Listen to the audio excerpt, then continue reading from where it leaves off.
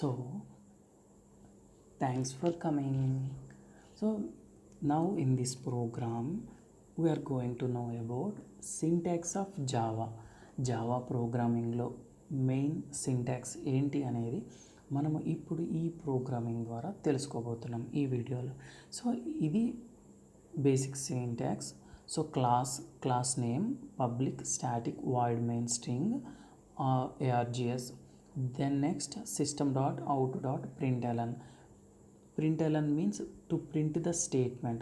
So static void main means we are going to tell start program to execute the main function. So program ఇక్కడి నుంచి start అవ్వాలని మనము కంపైలర్కి చెప్తున్నాం అనమాట. సో క్లాస్ నేమ్ వచ్చేసి ఈజీ అనేది class name.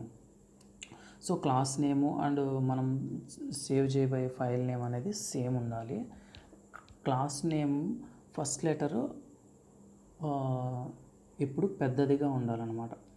So then later public static void main. So మనం ప్రోగ్రామ్కి చెప్తున్నాం కంపైలర్కి ఇక్కడి నుంచి స్టార్ట్ చేయాలి అని. సో ఇది దెన్ ప్రతి ఒక్క దాని గురించి ఇప్పుడు సపరేట్గా తెలుసుకుందాం. Class. So it is a keyword. Class అనేది ఒక keyword which is use to declare a class. So క్లాస్ని డిక్లేర్ చేయడానికి ఈ క్లాస్ అనేది కీవర్డ్ని యూజ్ చేసుకుంటాం. Keyword the word which is predefined in a library is called keyword. For example class, void, main, etc. So అసలు keyword అంటే ఏంటి? Keyword అనేది ప్రీడిఫైన్డ్ ఇన్ ప్రతి ప్రోగ్రామింగ్లో సమ్ లైబ్రరీస్ ఉంటాయి. వాటిల్లో ఈ కీవర్డ్స్, ఫంక్షన్స్ అవన్నీ ప్రీడిఫైన్డ్ కొన్ని ఉంటాయి. సో అవి నెవర్ చేంజ్ అనమాట. సో కీవర్డ్ అంటే ఏంటంటే the word which is predefined. So already predefine ఉంటాయి అనమాట. వాటిలో వచ్చేసి క్లాసు, వాయిడ్, మెయిన్ ఇవి సమ్ బేసిక్స్ అనమాట. So easy it is user defined class name. So easy అనేది క్లాస్ నేమ్ అనమాట. So user defined what ever, ఇది ప్రీడిఫైన్డ్ కాదు. సో ఇది మా యూజర్ ఇచ్చేది కాబట్టి మన ఇష్టం వచ్చింది పెట్టుకోవచ్చు అనమాట. So public it is also a keyword called access specifier. So access specifier అంటే మనకి దీంట్లో పబ్లిక్, ప్రైవేట్ అని ఉంటాయి. సో పబ్లిక్ అంటే ఎనీవన్ కెన్ యూజ్, ప్రైవేట్ అంటే some restrictions are there.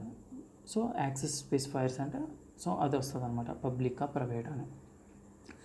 It is used to provide accessibility of data, member and member functions.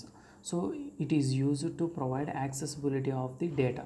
So ఇదేంటంటే access ఇస్తుంది. Public అయితే ఎనీవన్ కెన్ యూజ్, ప్రైవేట్ అనుకో no some restrictions are there. So ఎందుకు ఆ వేరియబుల్స్ని కానీ ఫంక్షన్స్ని కానీ access చేసుకోవాలి అంటే ఈ యాక్సెస్ స్పెసిఫైర్ అనేది must and should declare with a public. So ఈ static also keyword. It can be used with a variable or function or block. We will discuss it in next chapter. So then we will discuss about this next class. So void, it is a keyword. Void అనేది keyword. It includes that there is no value is returning by the function. So ఇక్కడ మనం ఏ value అనేది return by the function అనమాట. If we use any other keyword like int, float, char etcetera in place of void we will use return keyword. So ఇప్పుడు మనం void అనవసరం. So static void main. So if you use void, so no need to write a return function.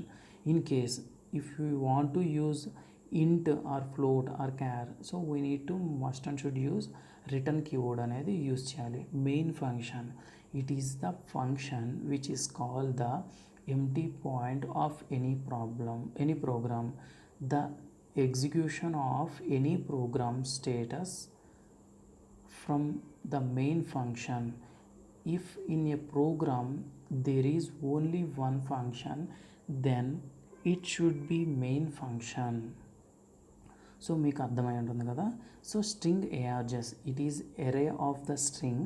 It is also called as command line argument. You can write anything in this place of args. System.out.println, it is used to print data or information on to the output screen. System.out means standard output object. Println is the method function అనమాట. So ఇవండి మన Java ప్రోగ్రామింగ్లో use చేసే simple సింటాక్స్లో use చేసేటువంటి classes కానీ data types కానీ, so accessories, public, static, public, ప్రైవేటా, సో ఇవి బేసిక్స్ అనమాట. మీకు అర్థమైంది అనుకుంటా.